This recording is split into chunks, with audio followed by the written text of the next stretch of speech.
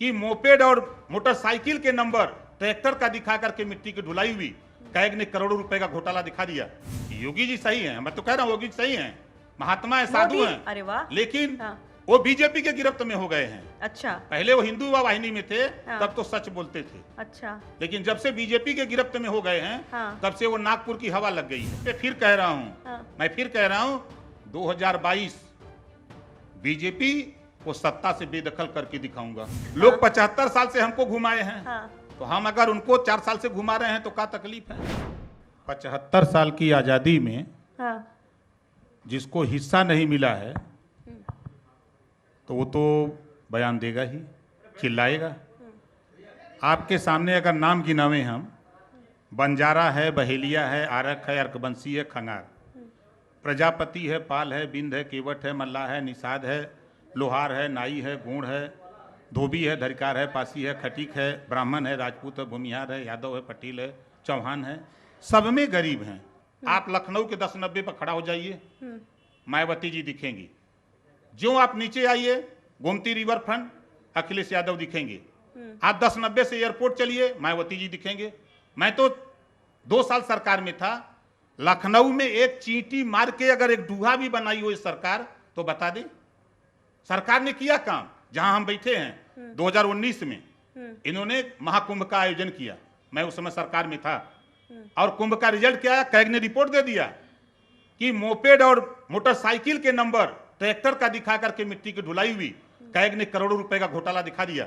हम तो कहते हैं हमारे देश के प्रधानमंत्री जी ईमानदार हैं, तो कैग की रिपोर्ट को लेकर के यूपीओ को घेर करके सरकार हटा दिया, तो कैग की रिपोर्ट पर सुप्रीम कोर्ट के वर्तमान जज से जांच कराने, दूध का दूध पानी का पानी हो जाएगा। आज जरूरत है जिस बात को लेके मुझे कमरे में जो समझाया, सामाजिक न्याय समिति की रिपोर्ट, सत्ता से बाहर बीजेपी थी तो दोष देती थी यादव का, पटेल का, दोष देती थी गुप्ता का, चौरसिया का कि ये लोग हिस्सा लूट रहे हैं, ये अति पिछड़ों को हिस्सा नहीं दे रहे हैं। इस बात को लेकर के अमित शाह जी से, ओम माथुर जी से बात हुई।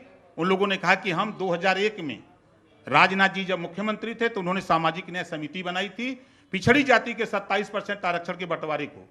सरकार तब तक चली आई, जब तक रिपोर्ट आई सरकार चली गई, फिर रद्दी की टोकरी में था। उसी को लागू करने के लिए मैं अमित शाह जी से कहा, तो उन्होंने कहा कि लोकसभा चुनाव के 6 महीना पहले, यानी कि मतलब आपकी ये मांग मान ली जाए तो आप योगी जी को मान लेंगे, क्योंकि सीएम को लेकर, सीएम कैंडिडेट को लेकर भी आप सवाल उठाते हैं। नहीं, देखिए योगी जी में एक खासियत है, हाँ। मेहनती हैं, हाँ। ईमानदार हैं, हाँ। लेकिन उनके इर्द गिर्द जितने भी अधिकारी हैं उसमें से कुछ अधिकारी ऐसे हैं जो इनको ब्लैकमेल कर रहे हैं। ये बहुत बड़ा बयान दे रहे हैं आपकी, योगी जी मेहनती हैं, ईमानदार हैं, बस अधिकारी हैं जो बेईमान है। यानी योगी जी तो सही है। योगी जी सही हैं, मैं तो कह रहा हूँ योगी जी सही हैं, महात्मा है, साधु हैं। अरे वाह। लेकिन हाँ। वो बीजेपी के गिरफ्त में हो गए हैं। अच्छा। पहले वो हिंदू वाहिनी में थे, हाँ। तब तो सच बोलते थे। अच्छा। लेकिन जब से बीजेपी के गिरफ्त में हो गए हैं, हाँ। तब से वो नागपुर की हवा लग गई है। तो घपला जो है वो सारा बीजेपी में, योगी जी नहीं। योगी जी तो संत हैं बिल्कुल संत ना, हैं, और हाँ। मोदी जी भी अच्छे हैं। अच्छे हैं, मोदी जी भी अच्छे हैं, योगी जी भी अच्छे हैं, बस गड़बड़ तो पार्टी में है। देखिए जब भारतीय जनता पार्टी एक ऐसी वॉशिंग मशीन है, इधर से हिलिए अपराधी हिलता है, उधर से क्लीन चिट हो जाता है। अभी आपने देखा यूपी तक की बैठक के इस मंच से एक बहुत बड़ी बात कह रहे हैं आप कि योगी जी ईमानदार, कर्मठ, खूब तारीफ कर रहे हैं योगी जी की। आप वही योगी देखिए जो जी सच्चाई है उसको कहूंगा, चाहे कोई हो।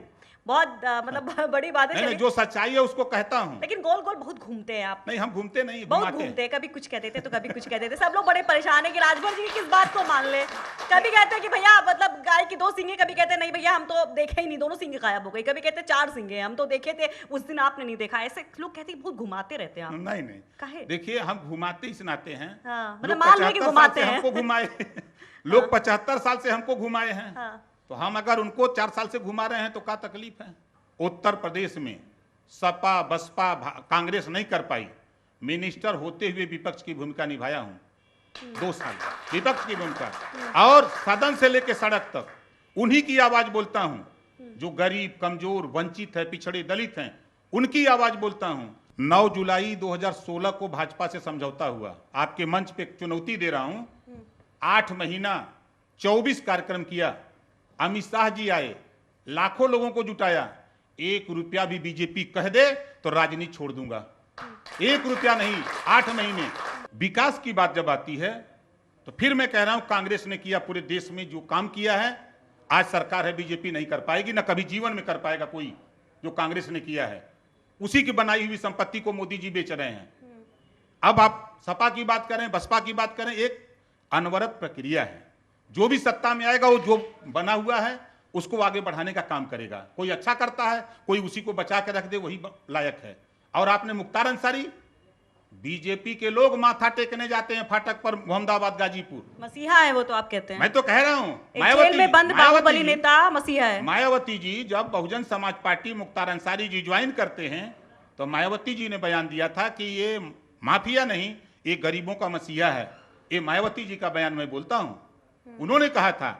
और मैं अपनी आंख से देखा हूं, जिसको भी चुनाव गाजीपुर, बनारस, बलिया, मऊ, प्रतापगढ़, जिसको चुनाव लड़ना होता है, चाहे वो एमएलए लड़े, प्रमुखी लड़े, एमएलसी लड़े, वो जाकर के फाटक पे माथा टेकता है, आशीर्वाद लेके आता है।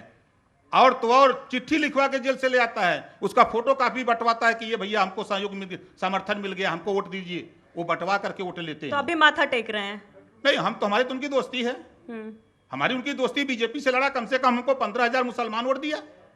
अच्छा, माफिया का मतलब जो अत्याचार के खिलाफ जंग करे? तो हाँ, ये सरकार की जो लोग नई परिभाषा कर रहे हैं आप माफिया की। नहीं, वो जो कहते हैं, जो लोग कहते हैं, वो चले चला शेरपुर में मार करके कम से कम 200 लोगों को तालाब में फेंक दिया गया। कोई हिम्मत नहीं जुटाया। अगर हिम्मत जुटाया तो अफजाल अंसारी मुख्तार वहां गया उस तालाब से निकालने के लिए लाश। कोई नहीं गया, प्रशासन की हिम्मत नहीं थी उस समय। कोई नहीं दिखाई दिया कि कम से कम ईमानदार शरीफ लोग जाके वहां मदद करें किसी की। गांव छोड़ करके भाग गए। आज कम से कम हजारों परिवार गांव छोड़ दिया, जाके दूसरी जगह बस गए। तो ऐसे नहीं हम बोलते हैं। उन्होंने धरातल पे काम किया है। 5 बार, अच्छा मान लिया हमने सब कुछ गलत हो, 5 बार से वो एमएलए है। क्यों एमएलए है? अच्छा, जनता क्यों वोट देती है? उसको तो हरवा देना चाहिए। वोट तो कई तरह से मिलता है ना, आप ही खुद ही बोलते हैं बीजेपी वाले भी कैसे कर लेते हैं, वोट पा जाते हैं।